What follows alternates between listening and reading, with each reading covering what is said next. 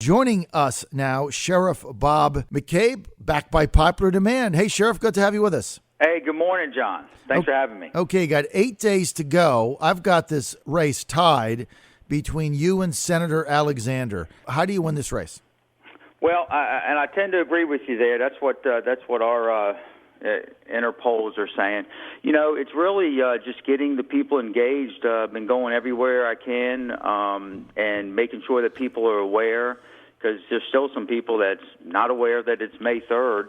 And just getting the people out to make them understand that, you know, all politics is local. And, you know, this race here for mayor is one that's going to probably affect them more than a presidential race. And so we're just out there going everywhere we can. We have our last candidate forum tonight. And then other than that, I'm just going to be out as much as I can. I still got a job as a sheriff, so, I get out there most of the time in the evenings or, at lunchtime, going to luncheons or whatever. And it's really just trying to get as many people aware of the election. And when they ask, why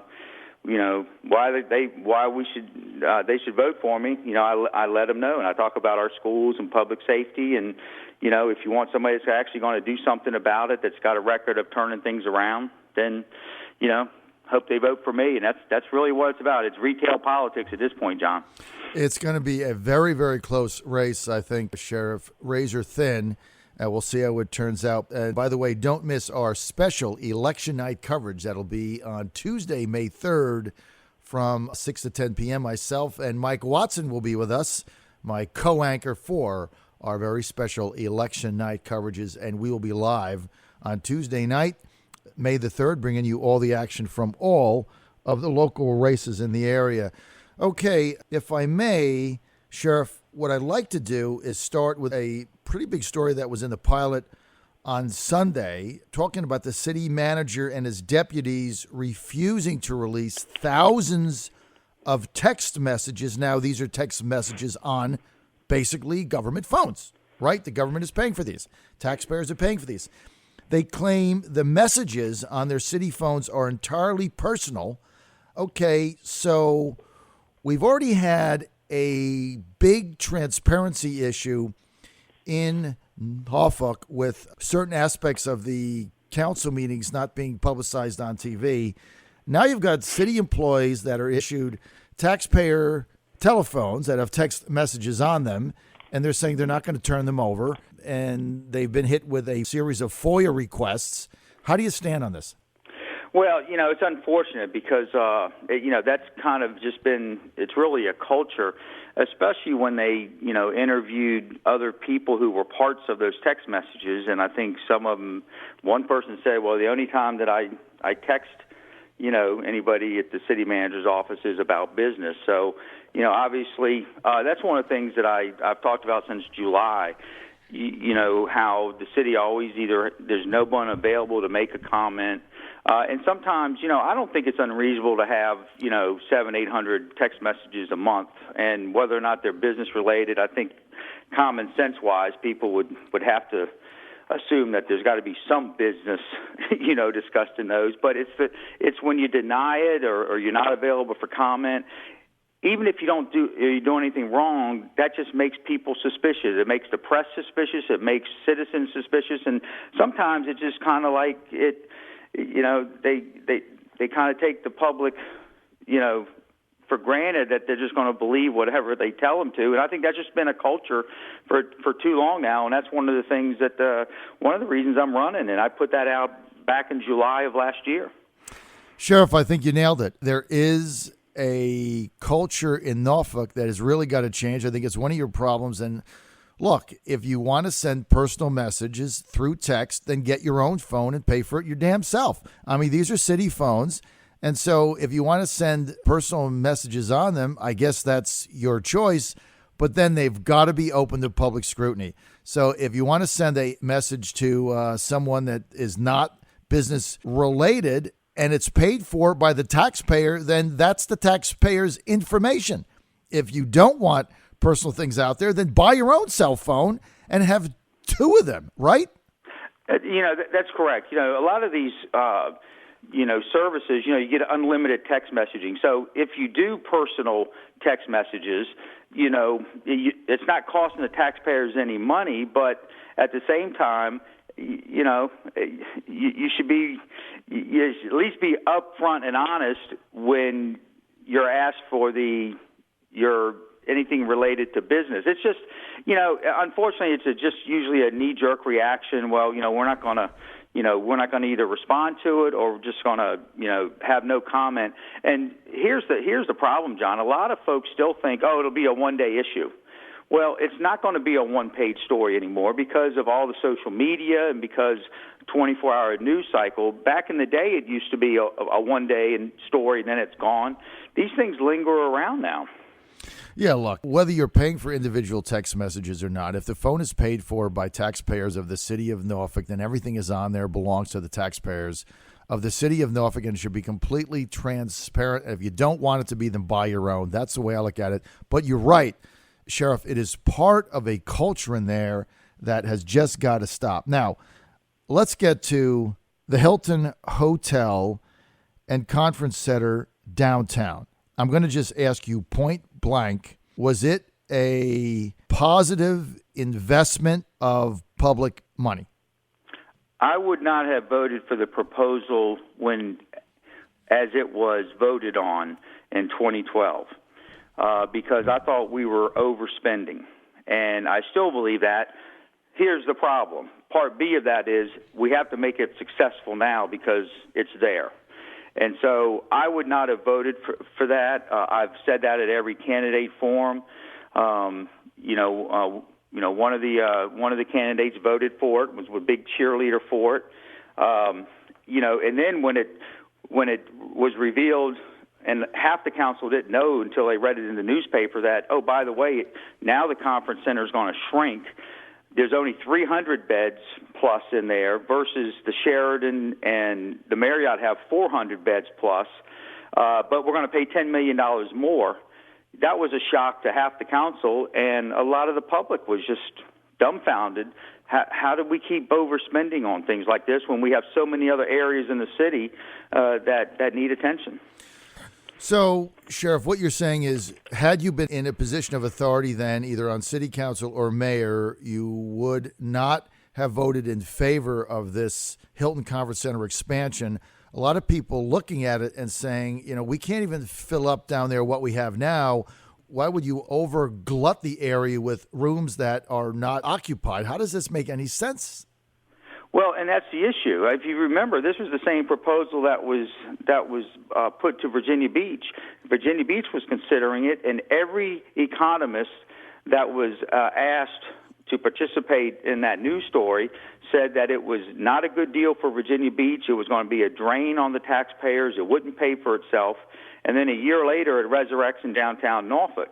And so now you got the Sheraton, you got the Waterside that have been struggling. They've been below national averages as far as filling up the rooms. And now you're going to bring in a new hotel. You're going to give them incentives far and away above. And then you throw on top of that, the developer gets a $750,000 grant to bring in a restaurant, a high-end restaurant, when you have all those restaurants on Granby Street that, aren't getting any of those subsidies. And, I don't blame the developer. I don't blame developers at all because that's what they're in the business to do it. I blame, local government for, making the deals. Well, do you think that some of the reason, Sheriff, this is happening is that many of those that are in a position of authority on council in Norfolk, look, they're getting a lot of money from developers, right? There's a definite pressure to them to go into these deals. How would a Mayor Bob McCabe behave differently? Well, and I'm not going to say that that's the carrot for any of those voting for it. I just think sometimes the culture has been, well, we have to, really give all these incentives for people to want to come into Norfolk. And quite frankly, developers now, when they come into Norfolk, it's like, okay, what are you going to give us to build this? And that's the culture. Instead of, putting out a proposal, if I have to buy a $1,000 printer or $500 printer to replace in my office, I have to go out and get 3 bids, has to go through city purchasing and all that. But when you want to build, $100 million, facility, you don't have to go out and get any competition for it. I mean, it's the competition isn't there. So for me, if I was the mayor, I would be soliciting and putting these things out for bid, because there's a whole lot of developers who've been shut out of the process and don't even get a chance to do anything in Norfolk because they're not in that most favored, developer arena. I want to ask you about this other deal. The city council signed another deal in 2013 for the Cordish Company in Maryland to also renovate Waterside. Work hasn't started. What do you make of that deal and the delay in that situation? Well, actually, they have started. I was given a tour of it inside about 3 weeks ago, and they have started doing it. They've got it all kind of, they took the guts out and all, and now they're starting to proceed. I'm looking forward to what they come up with. I still think that there's some questions out there as to exactly what Cordish wants to do in the end. I know they've talked about wanting to build some condominiums in there as well. And so, quite frankly, there's not a lot. All of the information on that deal hasn't come out. A lot of that is discussed in closed session in City Council. And I've said this for the last 10 months. It's very difficult to get information out of City Hall on a lot of these different projects. Okay, I want to get to the other elephant in the room here, Sheriff. Even though this is a nonpartisan election, 3 major statewide Democrats have weighed in for Senator Kenny Alexander. Governor Terry McAuliffe, Senator Mark Warner, Senator Tim Kaine, all in the past, 2 weeks, saying that, look, Alexander's the guy. They've done fundraisers on his behalf, and they've weighed in, and they've said that put Kenny Alexander in there, and he has the connections to Richmond and to Washington to make Norfolk successful. So he hit the trifecta with them. What is your reaction to that, sir? Well, I'm just waiting to see if Obama's going to come down this week. That would be, I guess, the icing on the cake. I think that there's a lot of the Norfolk power structure as far as money. They've all been behind the governor and Mark Warner, Tim Kaine. I've always supported them, in the past.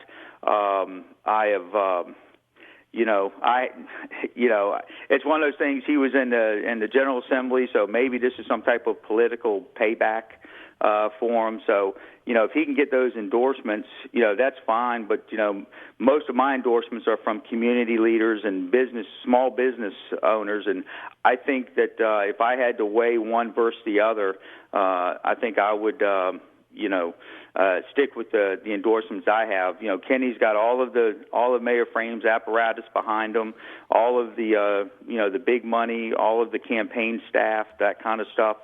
And so, Kenny's a good guy. He's done a good job as a senator, and I've told him, I said, even if I wasn't a candidate, I'd be concerned because there's a very good likelihood that if Ken wins the mayor's race, that the next senator that replaces him could actually live in Chesapeake, and Norfolk would have two senators that actually don't even live in Norfolk.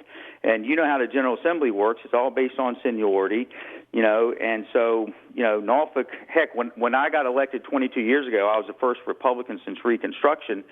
We had, Norfolk had a lot of the juice. We had the Speaker of the House, President Pro Tem of the Senate, and now there's not a whole lot of influence that we have in Richmond, and Ken is on Senate Finance, and we'd lose that if he becomes mayor. That's concerning to me, and so it's going to be that's why there's a lot at stake in this mayor's race. That's inside baseball that you would understand, and probably most of your listeners, but the general public I don't think understands that. So what you're saying, Sheriff McCabe, is that the elect Kenny Alexander mayor would hurt the area, would hurt the city by losing its biggest advocate in Richmond. Is that what I'm understanding? Yeah, he's right now our most senior person. He's on Senate Finance. You know how much of a key committee that is. I know that Lionel Sproul was very interested in running, and so Linwood Lewis is the other senator. He lives on the Eastern Shore.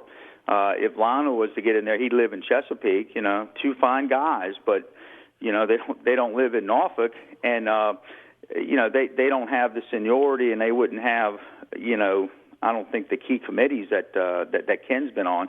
So I'm looking at it again from all politics is local. For me, one of the things that we have to make sure that we're able to focus on is the day-to-day problems we have in Norfolk with our schools, with our public safety. Quite honestly, I'm not going to be looking to Washington to fix the problems, in Norfolk in those areas. When we start looking at the other pieces of the puzzle, regionalism and sea level rise and things like that, yes. But, this is going to be the community connections that I don't think any of those two have. I've been elected 6 times citywide, so I can go into any neighborhood and people know who we are because we work with the neighborhoods, work with the schools, work with the businesses. And so I think that's going to be more key for the next mayor than whether or not you have connections up in Washington. All right, we're out of time. We want to thank Sheriff Bob McCabe for being with us. You want more information? Go to BobMcCabe4FORmayor.com, BobMcCabe4mayor.com. We want to thank the sheriff for being with us. The election for mayor of Norfolk will be held on Tuesday, November 3rd. 3 candidates there: Sheriff Bob McCabe, Councilman Andy Prodigiro, and State Senator Kenny Alexander.